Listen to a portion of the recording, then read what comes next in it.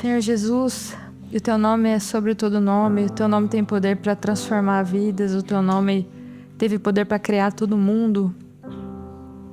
E assim como o Senhor fez uma nova criação, eu peço que o Senhor nos dê um novo coração, que o Senhor abra os nossos ouvidos e que a gente ouça a Tua palavra. Porque grande é o Teu poder. O Senhor é Deus de misericórdia, a Sua misericórdia dura para sempre, que essa misericórdia seja derramada hoje sobre nós. Que a gente possa sentir o mover do Teu Espírito na nossa vida e que esse mover do Espírito cause transformação, cause decisões aqui essa manhã, que hoje decisões possam ser tomadas. Esteja conosco, é isso que nós te pedimos, no nome de Cristo. Amém.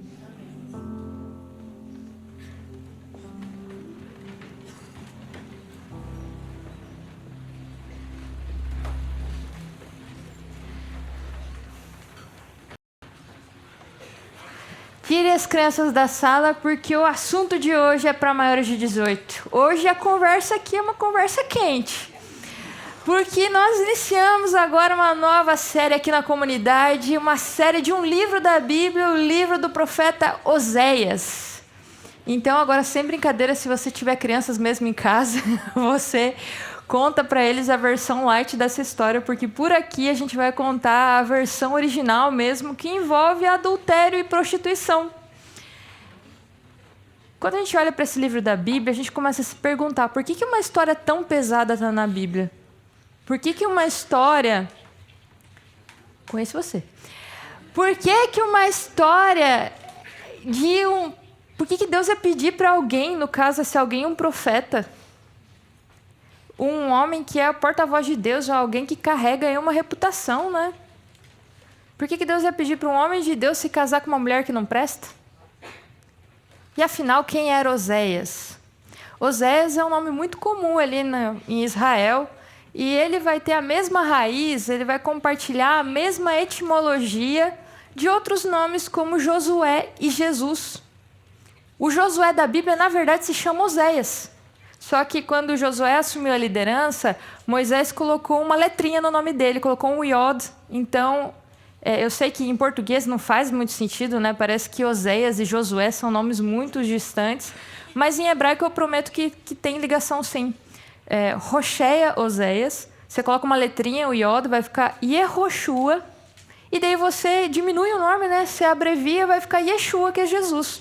Então, Jesus, Yesu, é a versão grega e latina da abreviação do nome Josué, que é a mesmíssima coisa que os pais de hoje em dia estão fazendo com os nomes das crianças, né? Porque antes, né? Como é que eram os nomes, né? Isabel, Teodoro. Hoje os nomes são Isa, Bel, Tel. Daqui a pouco o nome das crianças vai ser um suspiro só, né? Vai diminuindo cada vez mais. E você sabe quão rica é uma pessoa de acordo com o número de sílabas que esse nome tem, né? Hoje é mais ou menos assim. Mas esses nomes, Josué, Oséias e Jesus, eles carregam a mesma raiz que quer dizer Salvador, salvação, Deus é a salvação. E eles não carregam somente essa ligação de nome, mas eles carregam também várias conexões entre as histórias. Vai ter um autor que se chama Willer Robinson, ele vai escrever sobre a cruz de Oséias. E ele coloca Oséias como carregando uma cruz, porque Oséias tem uma história muito parecida com a história de Jesus, muitas vezes. Ele compartilha angústia, sofrimento, solidão, sentimento de rejeição. Oséias sofre com as decisões, com a postura da sua esposa, que vai tomar decisões ruins na vida. E da mesma forma, Jesus também sofre com as decisões das pessoas. O autor fala de um vale de lágrimas que eles tiveram que enfrentar. Então, por exemplo, o verso, que eu acho que é um dos primeiros versos que a gente decora, né, porque é o verso mais curto da Bíblia, né? Jesus chorou. Esse verso está num contexto de Jesus se angustiando, chorando por Jerusalém. Então, quando a gente abre lá em Lucas 13, por exemplo, Jesus fala assim, ele coloca uma declaração sobre Jerusalém. Ele diz assim: Jerusalém, Jerusalém, você mata os profetas e apedreja os que lhes são enviados. Quantas vezes eu quis reunir os seus filhos, como a galinha junta os do seu próprio ninho debaixo das asas, mas vocês não quiseram. Jesus se angustia, Jesus tem uma vida de sofrimento. Oséias também terá essa vida de sofrimento. O livro de Oséias é uma coleção de 25 anos de sua escrita e pregação. É uma escrita muito intensa, é uma escrita visceral, é uma escrita carregada de emoção. E é uma escrita que muitas vezes ela parece que não tem muita linearidade, não tem muita lógica. Alguns estudiosos vão dizer que o livro de Oséias é o livro mais confuso do Antigo Testamento. Porque Oséias, como ele tem essa escrita carregada de emoção, ele vai alternar entre dor, denúncia, daí uma hora ele chega e tem esperança no meio ali. Então Só que ele faz isso, ele tem essa intensidade, porque ele realmente tem urgência. Alguns estudiosos vão enxergar em Oséias um Jeremias, assim como o profeta Jeremias, que foi um profeta famoso ali para Judá. Oséias seria o Jeremias, só que não de Judá, do Reino do Norte, Israel. Oséias também é visto como o João do Antigo Testamento, porque o evangelista João é alguém que fala muito sobre amor. E Oséias também, o tema principal do livro de Oséias é amor. Assim como o Lucas, no seu evangelho, ele vai falar sobre o filho pródigo, que era o filho que estava ali perto do pai, e ele despreza o pai e vai viver longe, mas depois vai voltar. Oséias ele vai escrever não sobre o filho pródigo, mas sobre a esposa pródiga. Alguém que estava ali do lado do esposo, do lado do marido, despreza o marido, vai para longe, mas vai voltar. Oséias é um retrato do amor de Deus, é um retrato de amor que vai perdurar apesar da traição.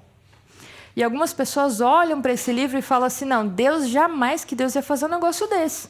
Como é que Deus, que é contra adultério, vai dizer para um profeta casar com uma mulher que vai adulterar? Não faz nem sentido. Daí vão elocubrar um monte de coisa. Não, porque não era, que não sei o quê. Mas eu não estou aqui para te convencer se você acredita que Deus é capaz ou não. Porque tem gente que vai dizer assim, não é capaz, essa história é só uma parábola. Eu estou aqui para contar a história, né? Então você fique aí com seus cálculos se essa história é real ou não.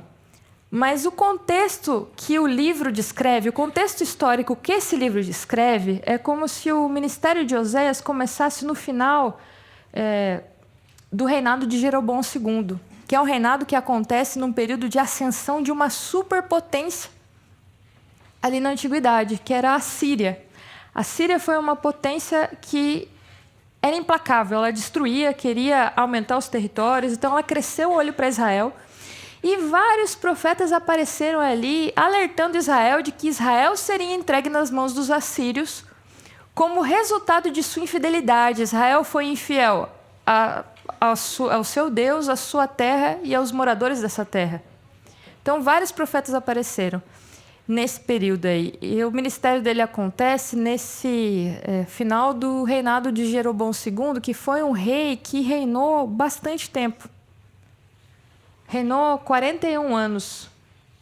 Eu vou fazer 40, gente. Não, então ele reinou bem pouquinho tempo, gente. Reinado curto, só 41 anos.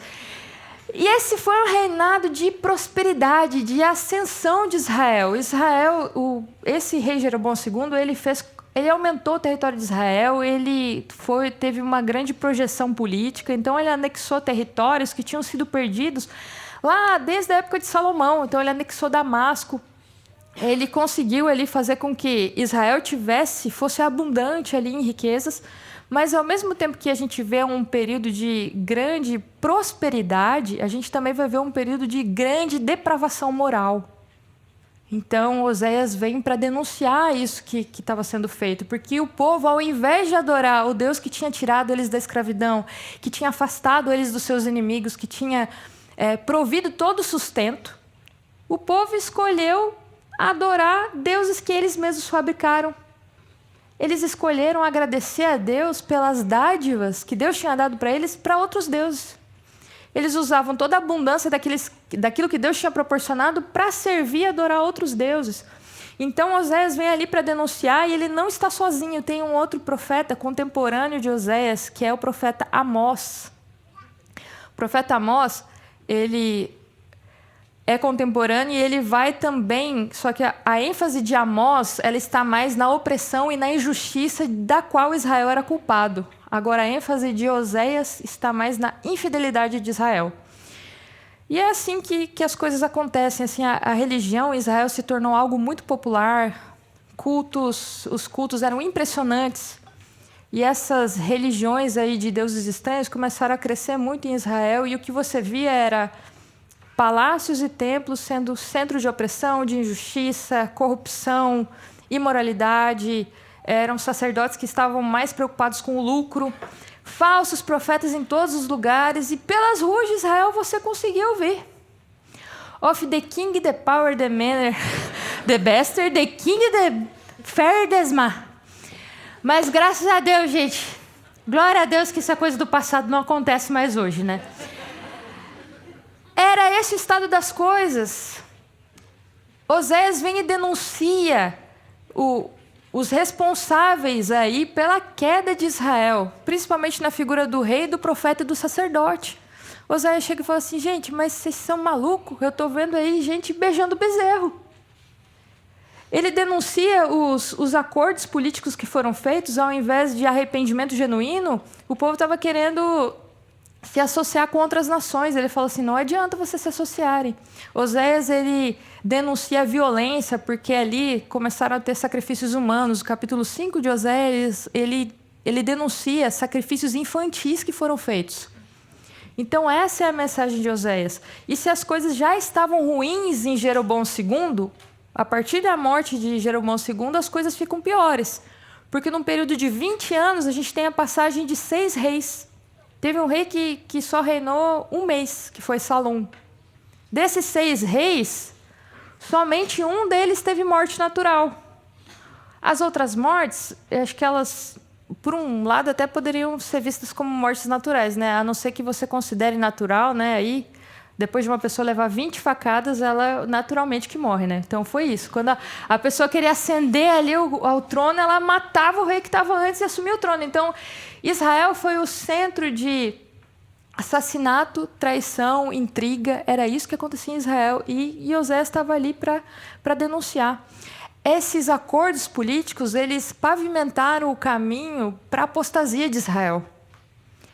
Sacerdotes e rei, eles estavam ali liderando a corrida de Israel para a ruína. E o que acontecia ali, todas essas questões políticas que estavam acontecendo, elas começaram a vir porque Israel começou a achar muito atrativo, começou a flertar com a teologia dos deuses de Canaã. Que teologia era essa, né? Então, se a gente for ver a teologia de Canaã, o deus mais novo do panteão dos deuses cananeus é Baal. Baal é o deus da chuva, o deus da tempestade, o deus das colheitas, porque, afinal, ele faz a chuva cair e a terra produz abundantemente. Esse deus, ele morria no verão, porque o deus morte matava Baal, então ele é conhecido por um deus que morria e ele ressuscitava, porque a crush dele, a deusa Anat, matava o deus da seca, que é o deus morte, e assim Baal ressuscitava ali, ressurgia da morte para a vida, trazendo tempestades e favorecendo as colheitas. Esse era o pensamento da teologia ali daquela região ali que é Canaã. E essa era uma religião que era fundamentada na fertilidade. Fertilidade é algo muito importante. Baal é quem fertiliza a terra. A chuva é o sêmen de Baal que cai e fertiliza, fecunda a terra. Essa é a ênfase. Tem um salmo que eu gosto bastante, porque é um salmo que compara Deus a Baal. E parece que produz uma certa rivalidade. Você pode abrir a sua Bíblia aí no Salmo 29 e a gente lê assim. Deem ao Senhor, ó filhos de Deus, deem ao Senhor glória e força. Deem ao Senhor a glória devida ao seu nome. Adorem o Senhor na beleza da sua santidade. Ouve-se a voz do Senhor sobre as águas. O Deus da glória troveja. O Senhor está sobre as muitas águas. A voz do Senhor é poderosa, a voz do Senhor é cheia de majestade, a voz do Senhor quebra os cedros. Sim, o Senhor despedaça os cedros do Líbano. Ele faz o Líbano saltar como um bezerro, o Monte Hermon pular como um boi selvagem. A voz do Senhor produz chamas de fogo, a voz do Senhor faz tremer o deserto. O Senhor faz tremer o deserto de Cádiz. A voz do Senhor faz dar cria às corças e desnuda os bosques, e no seu templo todos dizem glória. O Senhor governa os dilúvios. Baal era conhecido pelo Deus da chuva, né? Então imagina, né, alguém, você chegando assim, falando, você acredita em Baal, né? O Deus da chuvinha aí que cai de vez em quando, da Geshem? Porque meu Deus não é o Deus da Geshem, da chuvinha. Meu Deus é o Deus do Mabu, o Deus do dilúvio. Quando esse Deus fala, as coisas se destroem e se constroem na terra. A voz desse Deus é poderosíssima. O Senhor é o Deus da chuvinha? O meu Deus convulsionou a terra no dilúvio, convulsionou a terra em água. Então aqui fala do como Deus é poderoso. Deus não se compara, não existe outro que possa se comparar a Deus. Em uma sociedade agrária, que as colheitas são muito importantes, Israel se viu enfeitiçado por essa religião. Ali, nessa religião de Baal, existiam os prostitutos cultuais. Então as pessoas iam ali fazer adoração e tinham relações sexuais com esses prostitutos. E elas acreditavam que através dessas relações elas seriam mais férteis, que agora os negócios iam dar certo, que agora elas teriam filhos, e agora a vida ia dar certo. Elas acreditavam que ali, dentro daquelas relações, elas teriam um contato com o divino. E você pode pensar assim, beleza, é gente, né, que naquela época não tinha Tinder, conseguiram um jeito. Mas é mais do que dar vazão aos desejos, é a resposta do homem da antiguidade à falta de sentido, ao caos e à incerteza do futuro. Ao invés de buscar sentido na vida ao Deus da ordem, ao Deus da criação, eles vão buscar sentido em Baal. Afinal, Deus eu não consigo ver, agora um bezerro eu consigo ver.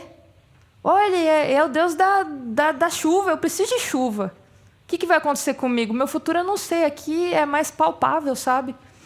E Oséias vem e ele, as palavras, né, viscerais de Oséias, elas são para acordar o povo.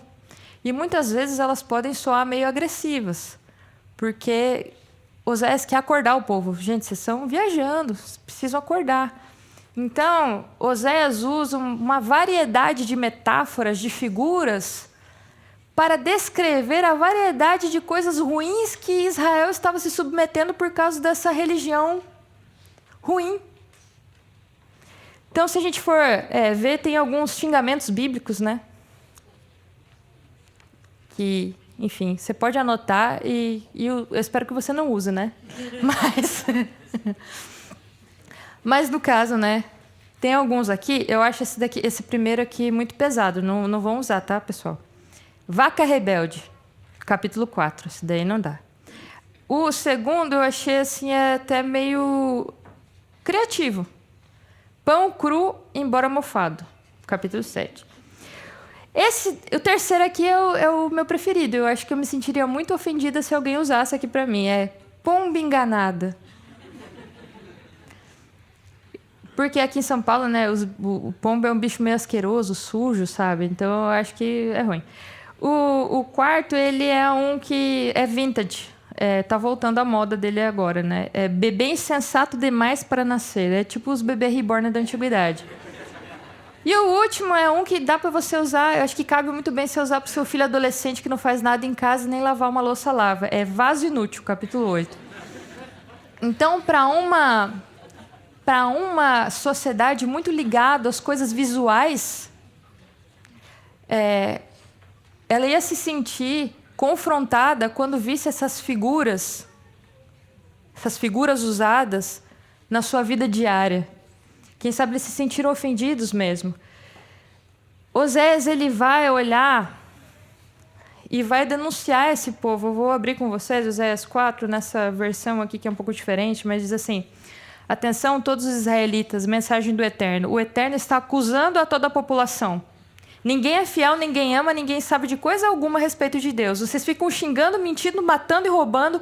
O sexo é desenfreado, é pura anarquia, assassinato atrás de assassinato. E por causa disso, a terra chora e tudo nela está vestido de luto. Os animais do campo, as aves do céu, até os peixes do mar estão abatidos sem ânimo para viver. Mas não tentem culpar ninguém, não. Nada de apontar o dedo. Vocês, sacerdotes, são os que estão no banco dos réus. Vocês ficam tropeçando por aí em plena luz do dia. Em seguida, os profetas assumem e tropeçam a noite inteira. Sua mãe é tão má quanto vocês. O meu povo está arruinado porque não sabe o que é certo nem verdadeiro. Vocês viraram as costas para o conhecimento. Por isso eu virei as costas para vocês, sacerdotes. Vocês se negam a reconhecer a revelação de Deus. Por isso já não reconheço seus filhos quanto os mais sacerdotes, mais pecado. Eles transformaram a glória em vergonha. Eles se alimentam dos pecados do meu povo. Eles não conseguem esperar para ver o que há de mais novo em maldade. O resultado, tal sacerdote, tal povo, tal sacerdote. Estou para fazer com que ambos paguem por seus atos e assumam as consequências por sua vida pecaminosa. Eles comerão e mesmo assim continuarão famintos. Terão relações sexuais e não ficarão satisfeitos. Eles bateram a porta na minha cara, na cara do Eterno, e saíram por aí para festejar com prostitutas.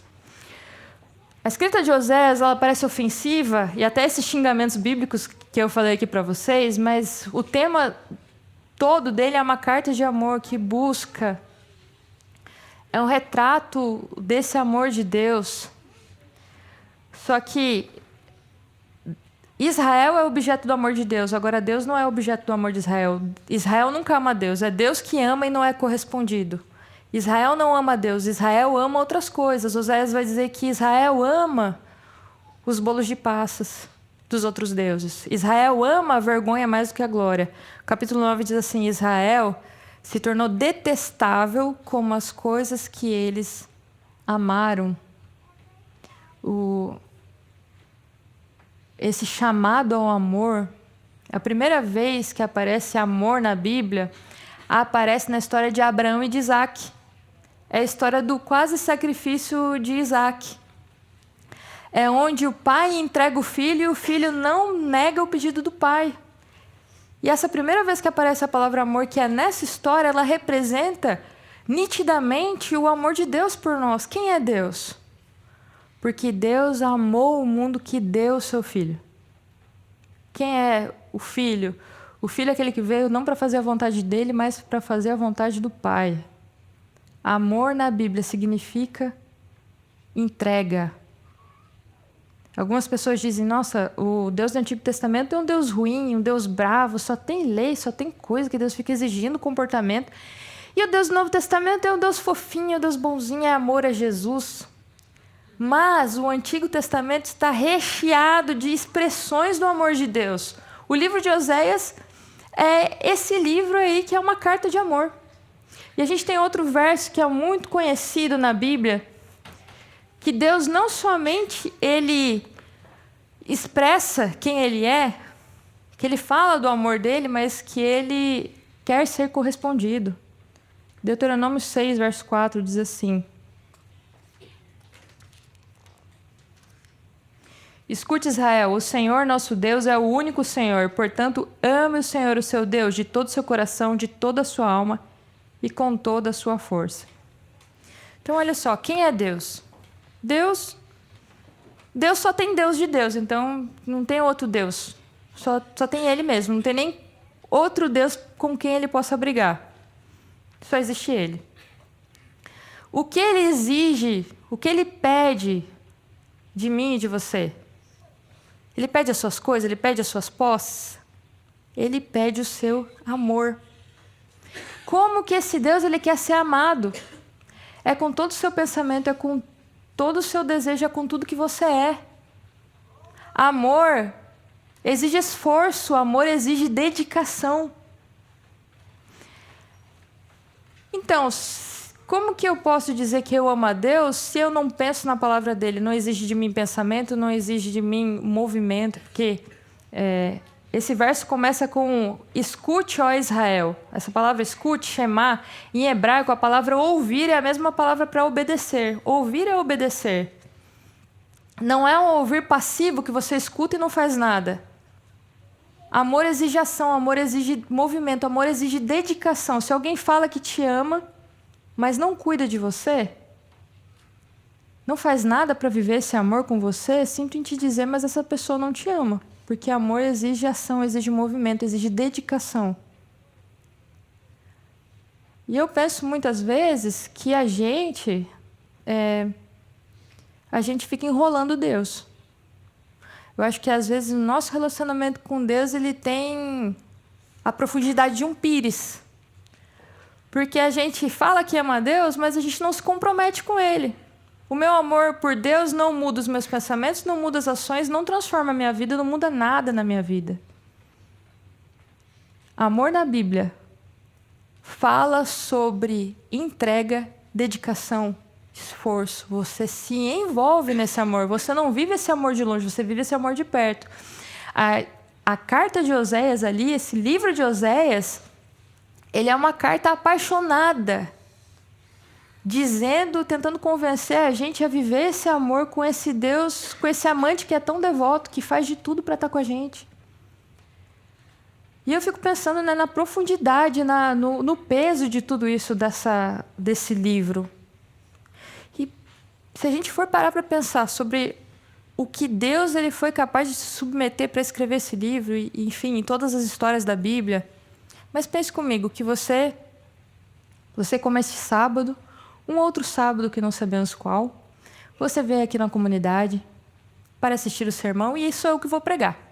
E você já me conhece, você sabe que eu vou começar o sermão ou com uma pergunta ou com uma história da minha família, né?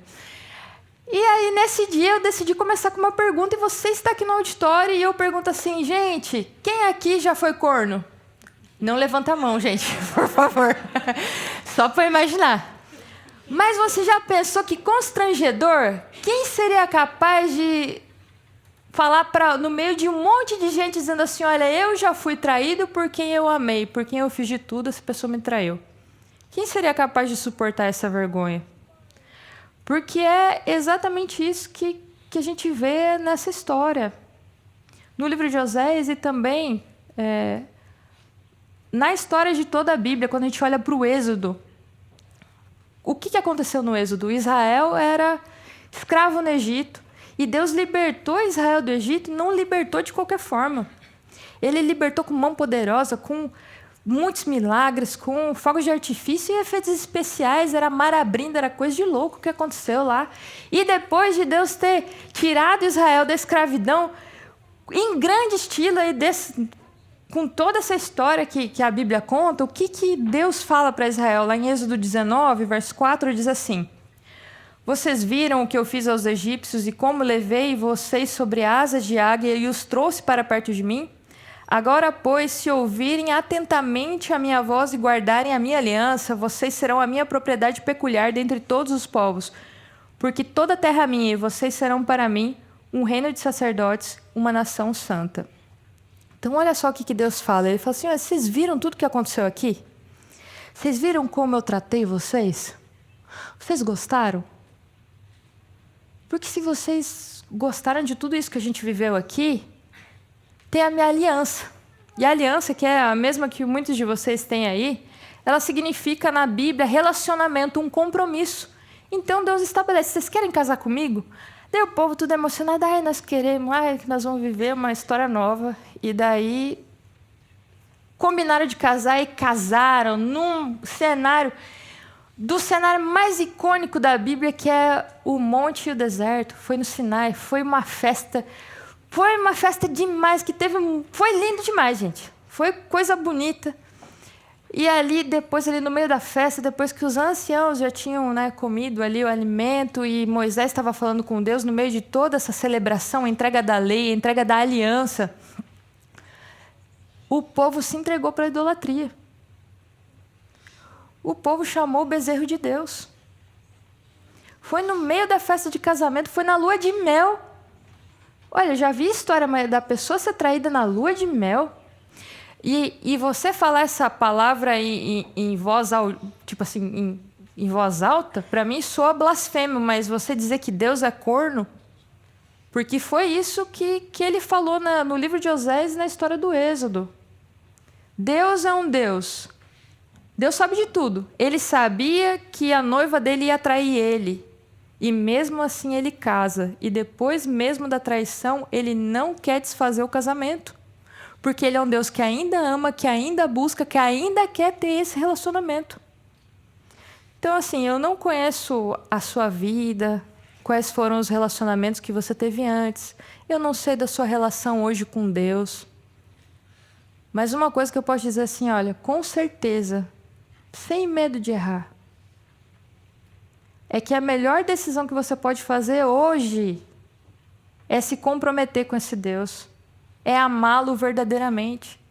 Porque ele faz de tudo por você. Ele é apaixonado por você. Ele quer estar com você. Mesmo sabendo que você não presta. Você não vale nada, mas eu gosto de você. E tem passagens lindíssimas que Oséias fala para Gomer, que é a mesma mensagem que... Porque, enfim, né, a gente não existe outro profeta que a gente tenha mais detalhes, aí, pormenores da vida, vida íntima do que Oséias. Tem frases que Oséias fala para Gomer, que é Deus falando para Israel, que é Deus falando para mim e para você hoje. Ele diz assim, olha, eu vou curar as suas feridas. Eu vou te levar para o deserto, eu vou falar ao seu coração. Deus, ele é um gentleman. Deus, ele bate na porta, ele fala ao coração. Ele é um Deus amável. E você aí, correndo atrás daquilo que é vazio, mandando mensagem para quem te responde com emoji, achando que like é afeto. Se você acha que as pessoas não te dão valor, saiba que Deus é ali por você. Você é a coisa mais preciosa que existe no mundo. Não tem dinheiro no mundo que pague a sua vida. Ele faz de tudo por você. Ele não só daria a vida por você, como, inclusive, ele já deu. A gente não sabe se Gomer vai voltar. A gente não sabe como que ela vai reagir depois das investidas de Oséias. A gente não fica sabendo. Mas e você? A pergunta que fica é, e você? Vai voltar? Gomer a gente não sabe, mas eu e você, como que a gente vai responder ao amor intenso, incansável e apaixonado desse Deus?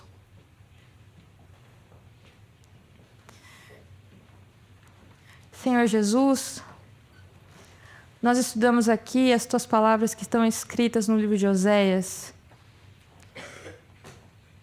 E a gente te pede perdão porque muitas vezes a gente tem buscado encontrar sentido da vida e valor em coisas que não têm valor nenhum, em coisas vazias que não preenchem a nossa vida.